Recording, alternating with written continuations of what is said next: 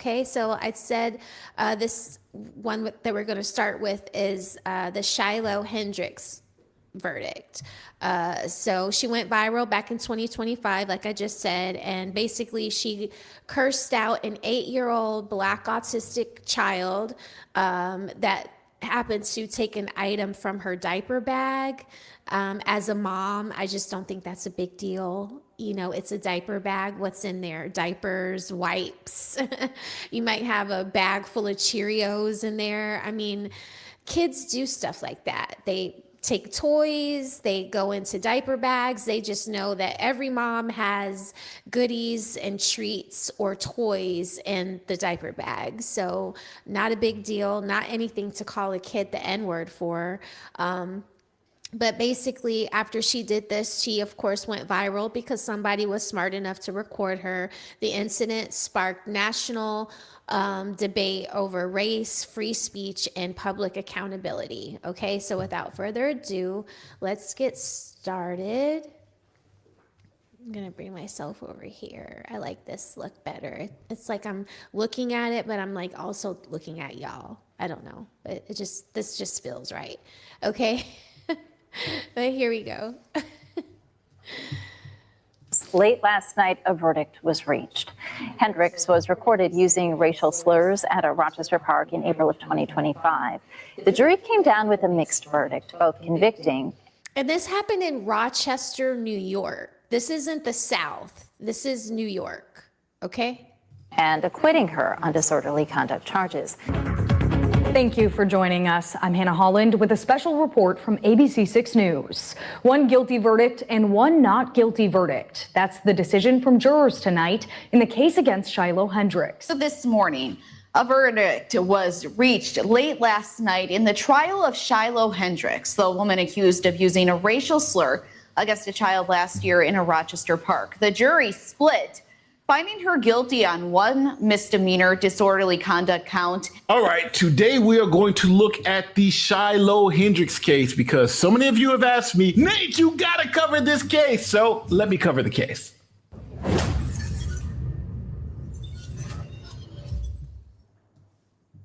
Now, you guys know I'm a lawyer, so whenever an app says you can earn real money playing games, my first question is, okay, how does this actually work? Today's sponsor, PlayZone, is a free gaming loyalty app that rewards you for playing popular mobile games. Players on set, download Play Miles Tweets, cost your cat. So any details on her professional Hendrix earnings will vary.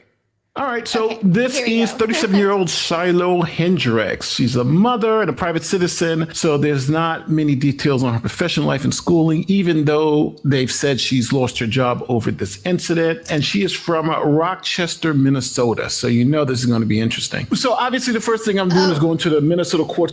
Oh, sorry, guys. Not Rochester, New York. Rochester, Minnesota. So forgive me. G Honda, forgive me. It's still up north. It's still up north. So I'm sorry. What's up, Pooh Man? It's good to see you, Pooh Man. I love that video you dropped in my Discord, Pooh Man. Thank you for that. But yeah, Rochester, Minnesota. That's where this happened. Okay, here we go. Website because I want to see what's going on with the case. And it kind of gives you some background to Shiloh Hendrix too, if she's been involved in some other things. So I'm going down to the bottom. It looks like Shiloh Hendrix has a criminal history. She was convicted of a petty misdemeanor, and it seems like brawling or fighting. So it seems like she got into a petty fist fight. She was convicted back in 2012. So that's like 14 years ago. That's nonsense. She also has a driving motor vehicle alcohol concentration. So she's got a DWI. She was convicted of that, but another charge is dismissed. Another DWI is dismissed. Damn, okay, so and that was 2014. So 12 years ago, and then she's had this one in 2025. So last contact, and these are two misdemeanors. So her criminal history is essentially nothing based on this. Matter of fact, that I'm not even sure if it is the same. State of Shiloh Marie Hendrix. Yeah, the same birthday. So to me, it just seems like she's had minor issues, right? A DWI, and she's not any type of arch criminal here. So a couple of minutes. Okay, so she's smoking and driving, drinking and driving. She's going to parks and she's accosting autistic children.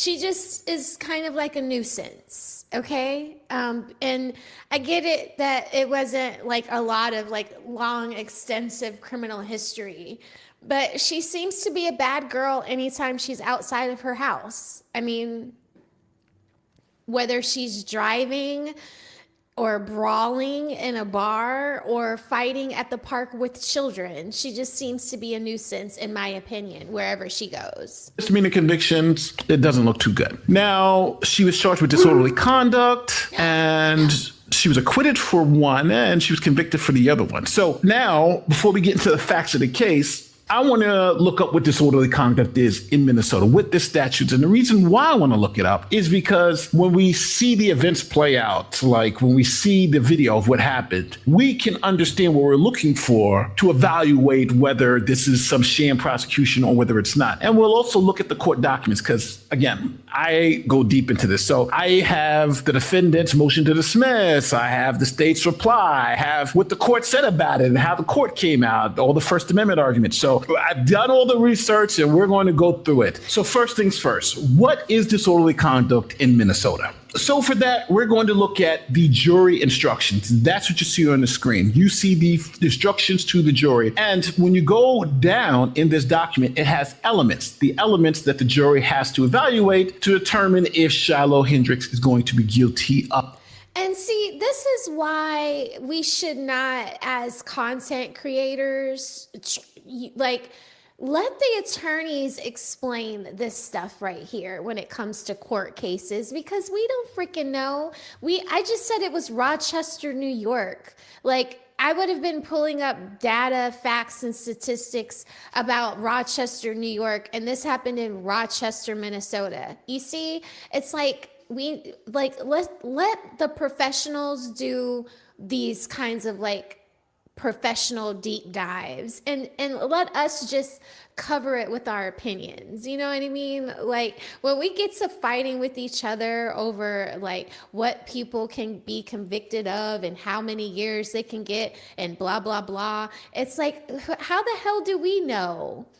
You know, I do policy, health communication, health marketing. Like, I don't know anything about the law. You know what I mean? And yeah, so it's just like, you know, if I do writing and legal work and you are doing construction or a plumber or, you know, a police officer, you don't do the law. So it's like we can just speculate and we can have our opinions, but we are by no means professional people who should be arguing like our opinions are facts. I think some of us just like get too crazy in the minutia of our thoughts and feelings that we start, you know, speaking crazy behind these microphones, okay? Of disorderly conduct. So let's go to that section. So as you see here in the jury instructions, they list what disorderly conduct is because she's only being charged with disorderly conduct. And then they list the elements where the jury has to find the defendant guilty beyond a reasonable doubt in each and every one of these elements to obtain a conviction for the misdemeanor of disorderly conduct. Since we're talking about criminal law here, there are two main concepts that we have to look at when reading this statute. Number one is the actus reus. That's the physical act. And then second is the mens rea. That's the mental state. Now, the actus reus is what the person physically did. For instance, in a battery case, the actus reus would be the punch, the physical hitting of the other person. And in that case, if you don't have the physical act of actually hitting the person, you don't have the crime. So in this case, what is the actus reus for disorderly conduct? Well, could you imagine walking down the street and somebody just bumping you like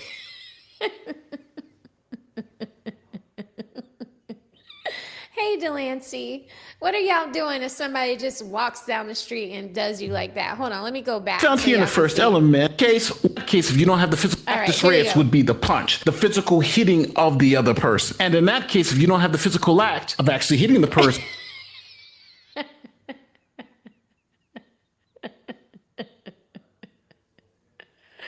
I could not imagine if somebody bumped me like that on purpose. Like, you know, they ready to fight. You know, you got to just drop your stuff and get to scrapping like right away. Like, you see how he's like, no, oh no, I don't want any. He's about to get a bunch, even though he doesn't want any. You know, like You just got to drop your bag and get to swinging, bruh. You don't have the crime. So in this case, what is the actus reus for disorderly conduct? Well, it's found here in the first element where the defendant engaged in offensive, obscene, abusive, boisterous, or noisy conduct, acting a fool, yelling and screaming. See, acting a fool, yelling and screaming is not free speech. Could be disorderly conduct or the act required for disorderly conduct. But there's an or here, and it says or offensive, obscene, or abusive language, tending reasonably to arouse, alarm, anger, or resentment in others. So the two ways to satisfy the actus reus requirement in Minnesota's disorderly conduct statute is one, you're acting a fool, screaming, yelling, noisy, abusive conduct, or two, you say something that flips everybody out and makes everybody mad. Are y'all listening to this, ladies? Are y'all listening to this? Y'all out there in Minnesota acting a damn fool, doing that fraud? You get out in public acting crazy, talking to people crazy, you gonna go to jail. There are two ways you can achieve the actus reus required to be convicted under this particular statute. Now, I know the first objection here is going to be free speech. What about free speech? But not all speech is protected here in the United States. We like to think so, but it's not. For instance, one of the most glaring exceptions is fighting words. Fighting words. A similar category to incitement, the Supreme Court has also indicated that fighting words are not protected by the First Amendment. Fighting words means words which would likely make the person to whom they are addressed commit an act of violence. All right, so let's stop it right here so that we can get crystal clear about what fighting words are, okay? Because we do this a lot online. We use fighting words. So what are fighting words, everyone? Let's read the definition that is here on the screen, okay? Fighting words are not protected by the First Amendment. Fighting words means words which would likely make the person to whom they are addressed commit an act of violence. That means commit to going upside your head because you done fucked around and found out. Okay? So, excuse my French. But fighting words are not protected by the First Amendment. And those words are any words that would likely make a person to whom they are addressed commit an act of violence. Okay? The classic example here comes from the 1942 case Czaplinski versus New Hampshire. Czaplinski, during an altercation with a police officer, had shouted at him, "You're a goddamned racketeer and a damned fascist." Upholding Czaplinski's conviction, the Supreme Court ruled that fighting words, which by their very utterance inflict injury or tend to incite an immediate breach of the peace, are unworthy of First Amendment protection. Writing for a unanimous court, Justice Murphy observed that such utterances are no essential part of any exposition of ideas and are of such slight social value as a step to the truth that any benefit that may be derived from them is clearly outweighed by the social interest in order and morality. So now that you have an idea what fighting words are, here is how the jury instructions describe them. Quote, speech is not fighting words merely because it's racist. Fighting words are words that constitute personal offensive epithets that when spoken to the ordinary person under the particular circumstances of the case are, as a matter of common knowledge, inherently likely to provoke a violent reaction or incite an immediate breach of the peace by those to whom such words are addressed. And it goes on to say the offense may be based upon the utterance of fighting words alone without resulting in actual violence. Okay, so look, what is this telling us? Speech is not fighting words merely because it is racist. Fighting words are words that constitute personally offensive epithets that, when spoken to the ordinary person under the particular circumstances of the case, are, as a matter of common knowledge, inherently likely to provoke a violent reaction or incite an immediate breach of the peace by those to whom which the words are addressed. So, because she's out there calling this young kid that is 8 years old the N-word, think about how the mother of that young child is feeling. Like, she's clearly ready to go upside the woman's head. I don't think she does, but imagine now this autistic kid see his mother get all worked up. Now he's all worked up. And even though there has been no violence, like although the lady called them the N-word, there is no violence from the person who got called the N-word. She can still get in trouble for using the N-word because it is still considered to be, it says the offense may be based upon the utterance of the fighting words alone without resulting in actual violence. So you called me the N-word. Yes, I got offended and I cussed you out, but I didn't hit you. But just because I didn't hit you doesn't mean that what you said to me wasn't actually fighting words, which would have allowed me to hit you.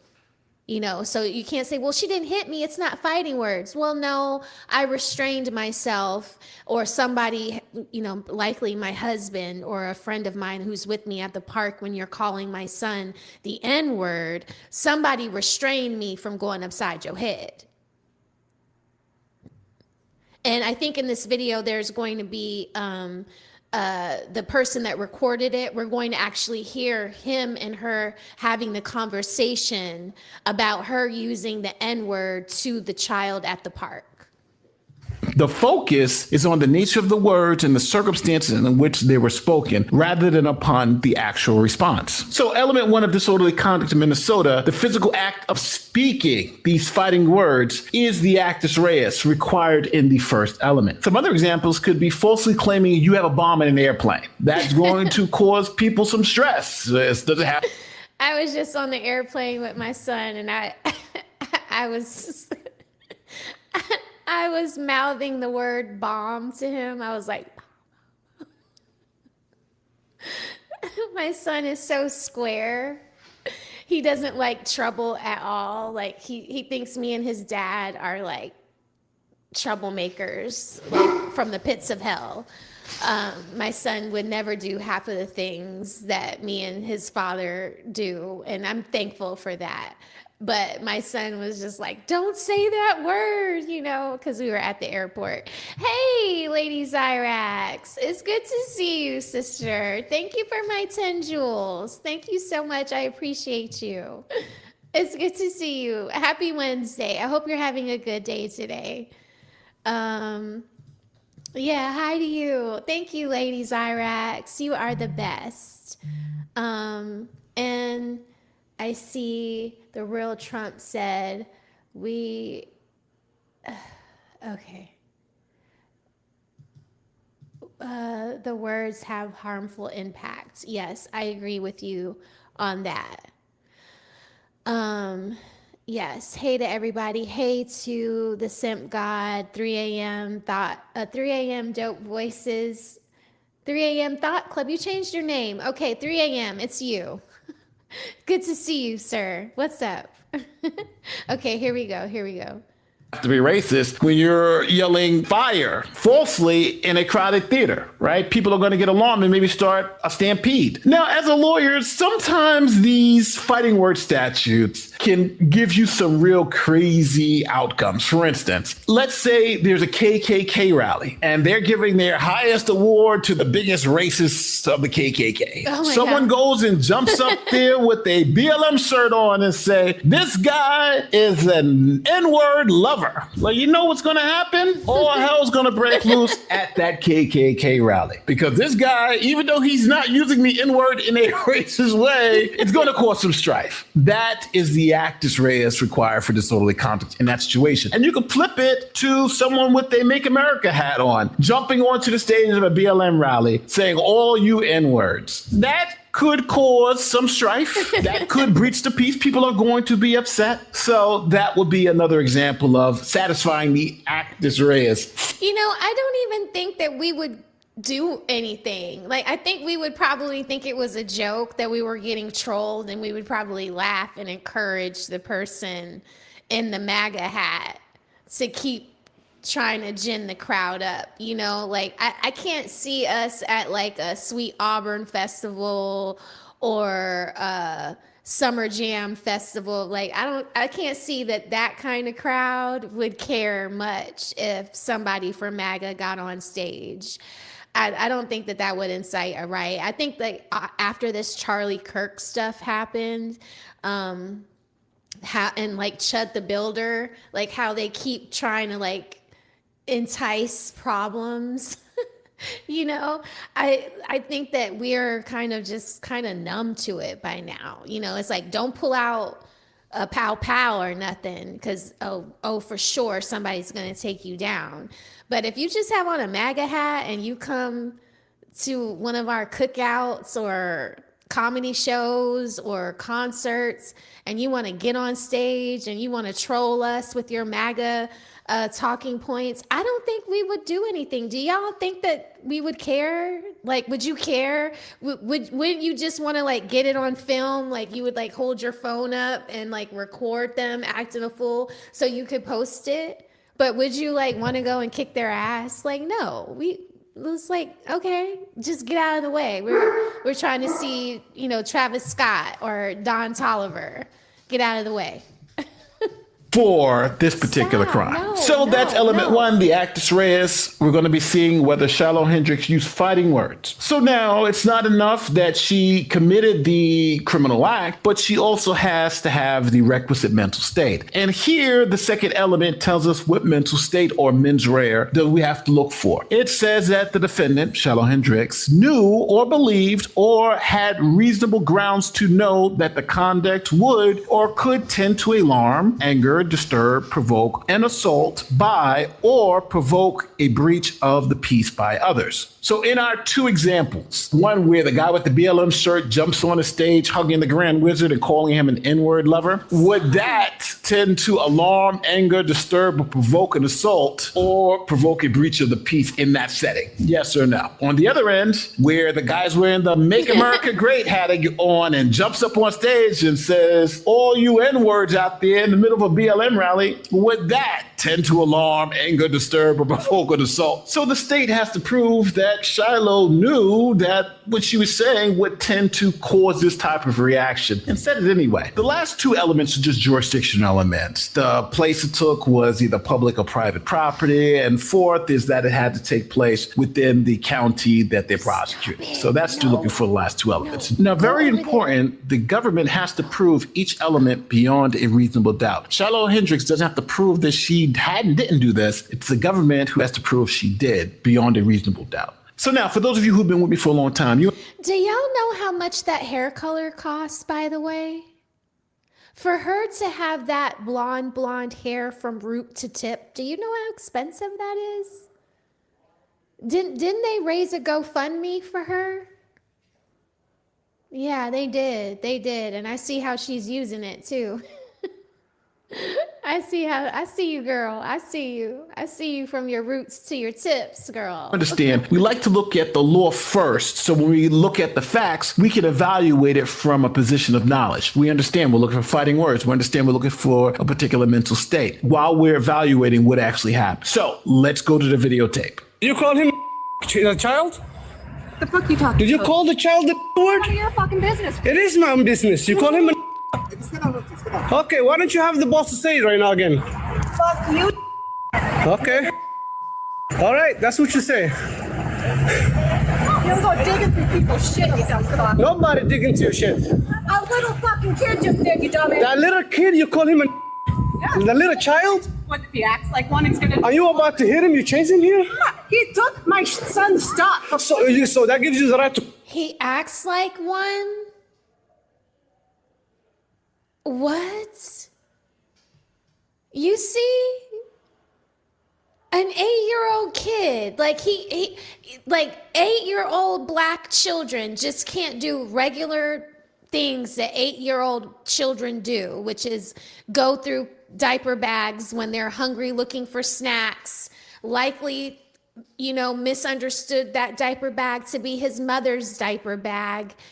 But she has to call this 8-year-old the N-word and say, yeah, I called him that because he's acting like one. Wow. And then people like Tommy get mad when you call them raccoons because they get on people's podcasts and say, I hate ninjas with the hard ER. Like he ain't one. But him talking like that makes her say that an 8-year-old, because he committed one little bad infraction as a kid, is acting like a full-grown man, hard ER. Really? Wow. Like the audacity. It's Tammy. You're right. I forgot. What's up, Project Leroy? It's been a minute. It's good to see you, sir. Hey, Project Leroy. That's right. It's Tammy. How could I forget? It's good to see you. Thanks for being here. If you are new to the space or just coming into the Rose Garden, please hit the like for me. Subscribe to the channel.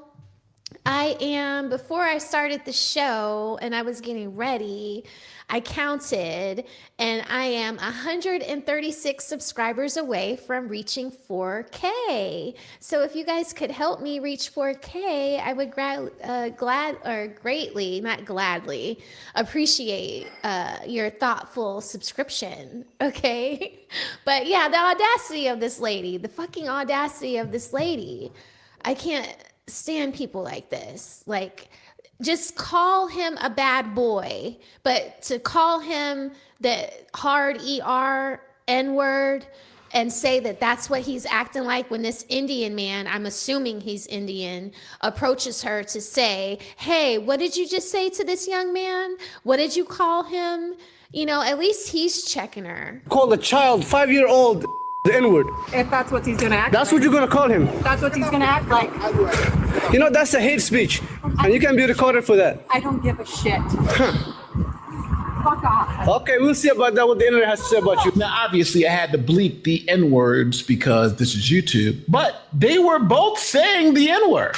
So if that's the case, why is only one person charged and the other person's not charged? This is where things start getting interesting legally. Shiloh Hendrix attorneys filed this motion to dismiss immediately, saying that Shiloh Hendrix's speech there was protected by the First Amendment. Vile as it is, it may be unkind, but yet it's still protected. The First Amendment protects speech we don't like. It doesn't protect speech we like. So Shiloh Hendrix's attorney filed the standard motion to dismiss, claiming this is obviously free speech. And in his brief, he starts. Now look at this guy. Look at her attorney. Look at him. Look at him, y'all.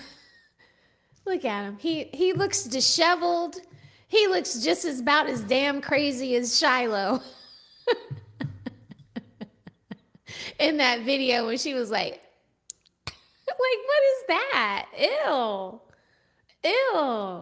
You gonna flick your tongue out at me, lady? What? Ugh.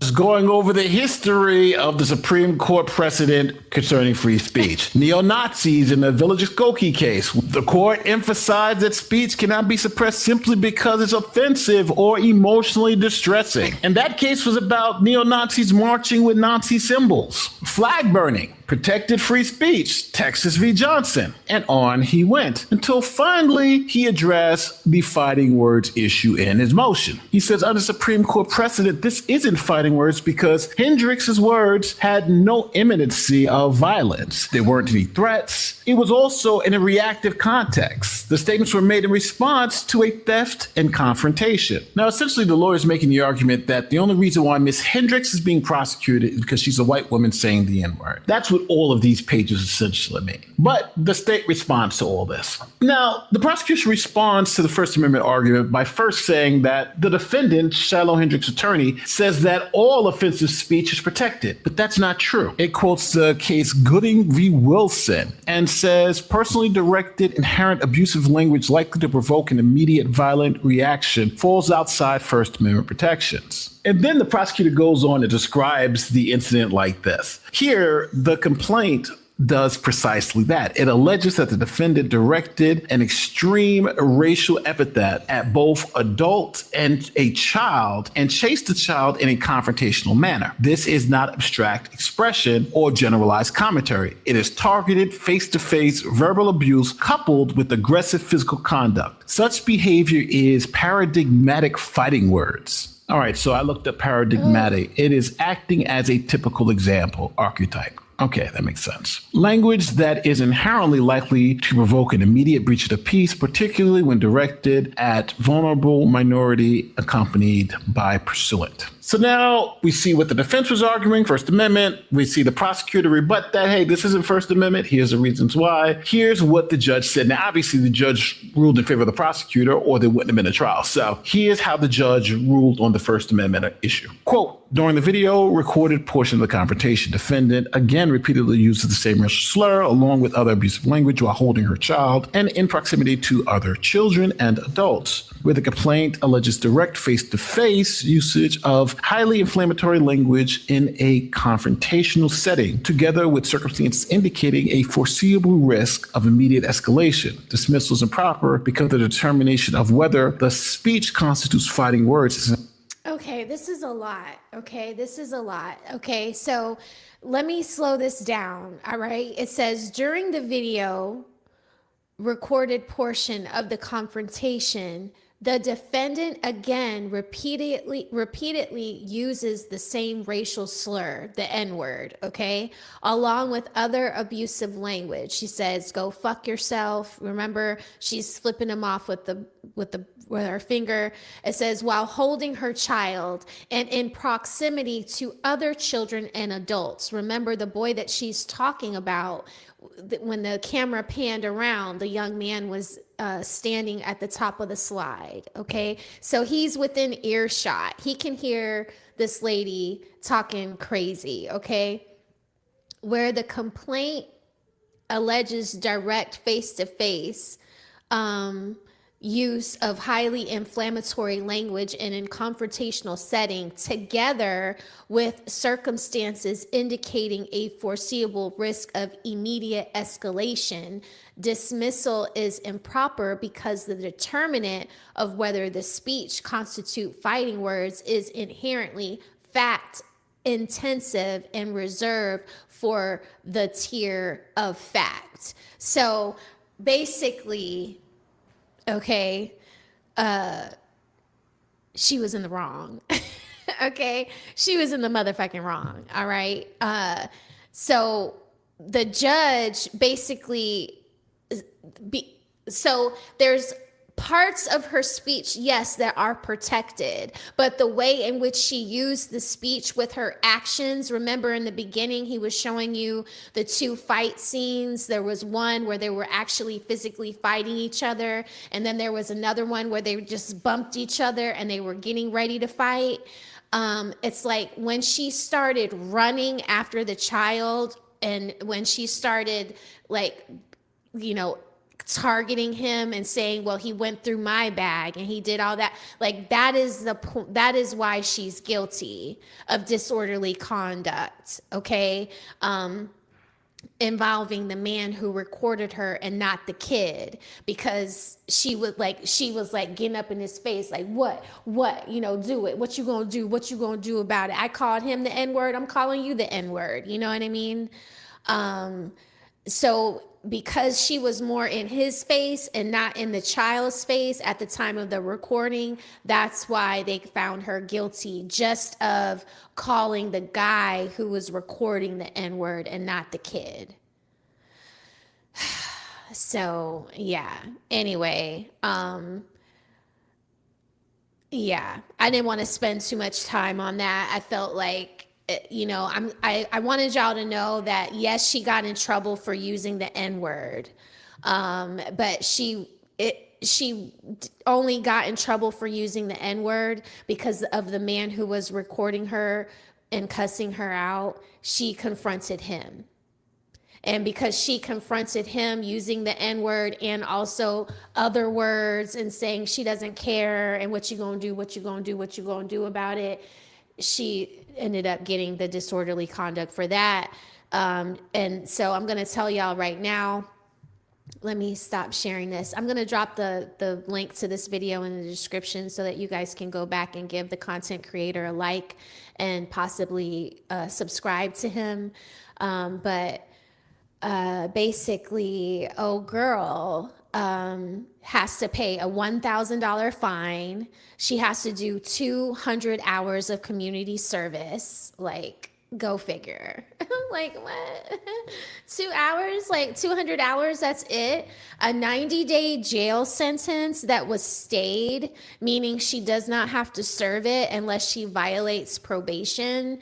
And then she has to be under supervised probation.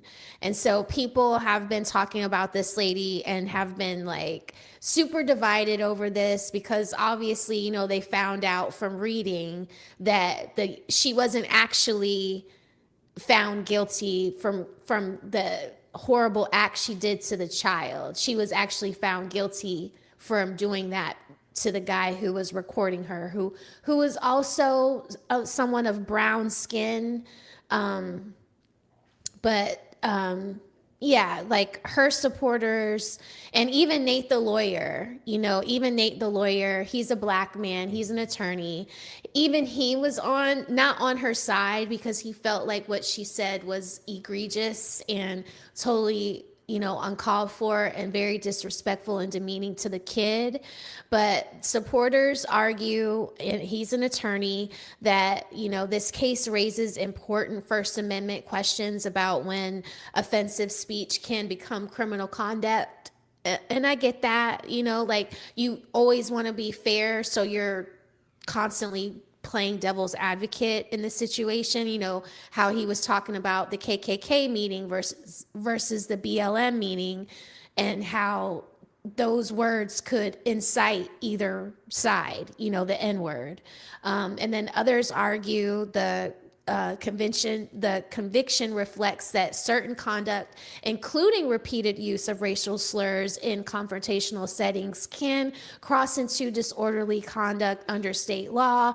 Those constitutional issues may continue to be debated, of course, and litigated, of course, because, if you're going to keep using racial slurs at people and until we get, ourselves protected, until we put some money up behind wanting to be protected by, from people that want to use the N-word against us, we're going to continue to argue about this shit in public. We're going to continue to have public discourse on the internet and, when we're hanging out at family reunions, So my questions for you guys in the chat and for people that are going to watch this on the replay, where is the line between protected speech and criminal conduct?